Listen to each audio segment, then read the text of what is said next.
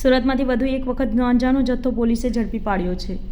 મળતી માહિતી મુજબ સુરત ક્રાઇમ બ્રાન્ચની ટીમે વરિયાવ જકાતનાકા પાસેથી મોપેડ પર જતા આરોપી શાંતનુ નરેશ જૈના અને એક બાળ કિશોરને ઝડપી પાડ્યા હતા।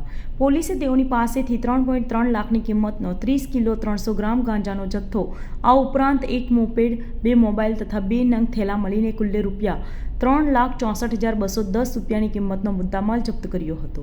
પોલીસ જણાવ્યા મુજબ આરોપી શાંતાનુ ઓરિસ્સા રાજ્યનો રહેવાસી છે અને છેલ્લા 3 વર્ષથી સુરત ખાતે રહે છે।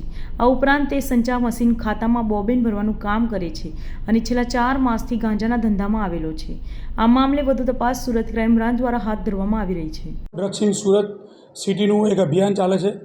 એ અભિયાન અંતર્ગત ગત તારીખ 5/4/24ના રોજ સાયણ રોડ પરથી કોઈ 2 ઈસમો એક્સેસ ઉપર ગાંજો લઈને આવે છે એવી ખાનગી બાતમીના આધારે 2 ઈસમોને ક્રાઇમ બ્રાન્ચની ટીમે ઝડપી પાડેલ છે।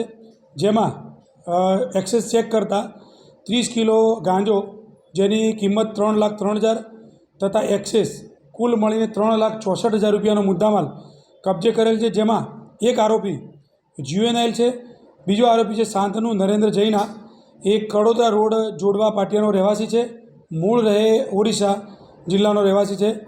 આ આરોપી છેલ્લા 4-1 મહિનાથી આ ધંધામાં એને ઝંપલાવ્યું છે અને સંચામાં, કાપડના સંચામાં બોબિંગનું કામ કરે છે। આ ગુનો દાખલ કરી અને આગળની તપાસ અત્યારે ક્રાઇમ બ્રાન્ચ કરી રહી છે। ગાંજો જેની પાસેથી લાવે તેની અત્યારે તપાસ ચાલુ છે અને એ ક્રાઇમ બ્રાન્ચ કરી રહી છે।